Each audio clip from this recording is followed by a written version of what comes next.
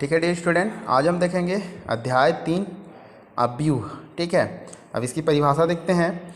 अव्यूह पंक्ति और स्तंभों से मिलकर बना एक व्यवस्थित संरचना होता है जिसे बड़े कोष्ठक, छोटा कोष्ठक या डबल बार के अंदर लिखा जाता है। ठीक है, अब समझते हैं पंक्ति क्या है, स्तंभ क्या है, बड़ा कोष्ठक क्या है। ठीक है, तो देखिए कुछ संख्याओं को मैंने लिखा है यहाँ पे 1 2 3 4 5 6 7 8 9। ठीक है, तो यहाँ जो बड़ा कोष्ठक है हम अव्यूह को लिखने के लिए दर्शाए हैं। ठीक है, अब इसमें जो 36 में लिखे हैं, देखिए यहाँ जो है इसको हम लोग 36 कहते हैं और इसको क्या कहते हैं, ऊर्ध्वाधर कहते हैं। ठीक है, तो 36 में जिन संख्याओं को लिखा है मैंने वो पंक्ति में आएंगे और उसको उस रेखा को हम लोग कहेंगे पंक्ति, और जो स्तंभ मतलब ऊर्ध्वाधर रेखा है उस ऊर्ध्वाधर रेखा को कहेंगे हम लोग स्तंभ। ठीक है, तो अब इससे नेक्स्ट देखते हैं। तो अव्यूह में सबसे पहला प्रकार आता है पंक्ति अव्यूह। ठीक है, पंक्ति अव्यूह कौन सा कहलाएगा, जिसमें सिर्फ एक ही पंक्ति होगी, मतलब 1 2 3। देखिए यहाँ पे एक ही पंक्ति है। अब स्तंभ गिनेंगे तो पहला स्तंभ, दूसरा स्तंभ, तीसरा स्तंभ, लेकिन हमको स्तंभ नहीं गिनना है, इसमें गिनना क्या है, सिर्फ पंक्ति। तो वह अव्यूह जिसमें एक ही पंक्ति हो उसे हम लोग पंक्ति अव्यूह कहते हैं। अब दूसरा किसका कहेंगे, स्तंभ अव्यूह। अब स्तंभ अव्यूह में भी वही परिभाषा होनी चाहिए जिसका एक ही स्तंभ हो। देखिए यहाँ एक ही स्तंभ है, यहाँ पे 3 स्तंभ था लेकिन एक पंक्ति था। अब यहाँ पे एक स्तंभ है लेकिन यहाँ देखिए 3 पंक्तियाँ हैं। मतलब कहने का ये है कि जिसमें एक पंक्ति होता है उसे पंक्ति अव्यूह, जिसमें एक ही स्तंभ होता है उसे स्तंभ अव्यूह। अब शून्य अव्यूह होता है, तो शून्य अव्यूह में समस्त अवयव जो होते हैं शून्य होते हैं। मतलब ऐसा अव्यूह जिसके समस्त अवयव शून्य होते हैं उसे शून्य अव्यूह कहते हैं।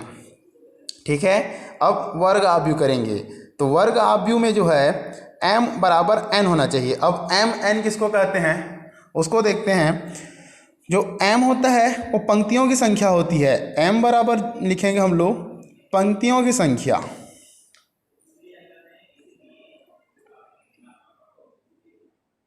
ठीक है, और n बराबर जो होता है वो होता है स्तंभ की संख्या।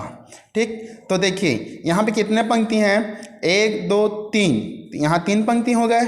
ठीक है, और यहाँ पे स्तंभ कितने हैं, 1 2 3, 3 स्तंभ हैं, तो यहाँ 3 स्तंभ हो गए। तो m और n को यहाँ लिखा जाता है। सबसे पहला यहाँ m को लिखते हैं, मतलब पंक्तियों की संख्या को लिखते हैं, और फिर उसके बाद लिखते हैं n को, मतलब m क्रॉस n बोला जाता है इसको।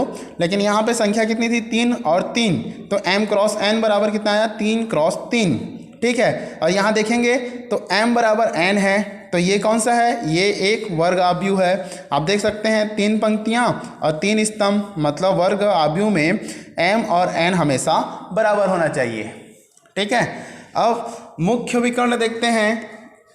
तो जैसे कि हमारे पास 3 क्रॉस 3 का एक मैट्रिक्स है। ठीक है, अब इसमें 2 इस विकर्ण होंगे, एक विकर्ण तो ये होगा, ठीक है, दूसरा विकर्ण ये होगा। ठीक है, लेकिन हम लोग मुख्य विकर्ण उसी को लेंगे जो बाएं से लेकर दाएं की ओर आता है। ठीक है, मतलब ऊपर से हमको खींचना है नीचे की ओर, वो भी बाएं से दाएं। तो ये 1 5 9 मुख्य विकर्ण के अवयव कौन कौन से हैं बोलने पर 1 5 9 हमारा क्या है, मुख्य विकर्ण है। मतलब बाएं से दाएं की जो हमको मिलाएगा, जो रेखा से मिलाएगा उसे मुख्य विकर्ण कहेंगे।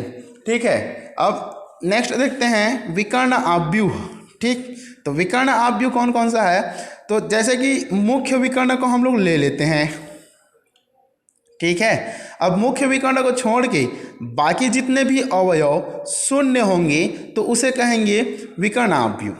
मतलब यहाँ कुछ संख्याएं होनी चाहिए और उन संख्याओं को छोड़कर बाकी जितने भी हैं वो शून्य होंगे तो उसे कहेंगे विकर्ण अव्यूह। ठीक है, अब नेक्स्ट आता है अदिश अव्यूह। ठीक, तो अदिश अव्यूह किसको कहेंगे, तो देखिए मुख्य विकर्ण जो है ये है। अब उस मुख्य विकर्ण में जो अवयव होगा वो बराबर होगा। यहाँ पे देखिए अलग अलग था, 1 2 3, मतलब यहाँ 1 है, 2 है, 3 है, और यहाँ क्या है 5 5 5, मतलब तीनों बराबर है। ठीक है, तो अगर मुख्य विकर्ण की संख्या या अवयव बराबर होता है तो उसे कहते हैं हम लोग अदिश अव्यूह। ठीक है, अब नेक्स्ट देखते हैं तत्समक अब देखिए यहाँ पे 5 5 था, उसी को मैं 1 1 1 कर दिया। ठीक है, तो जैसे कि अगर यहाँ 1 1 1 आता है तो उसे हम लोग कहते हैं तत्समक, मतलब मुख्य विकर्ण में 1 1 1 आना चाहिए और बाकी सब अवयव 0 होना चाहिए, तो उस आव्यूह को तत्समक आव्यूह कहते हैं। ठीक है, अब 36 आव्यूह, तो देखिए 36 आव्यूह किसे कहेंगे? 1 2 3 4 5 इस प्रकार संख्या लिख दिया हूँ मैं। और इसमें कितने पंक्तियाँ हैं? तो पहला पंक्ति और दूसरा पंक्ति। कितने स्तंभ हैं? तो देखते हैं, 1 स्तंभ, 2 स्तंभ, 3 स्तंभ, 4 स्तंभ और 5 स्तंभ।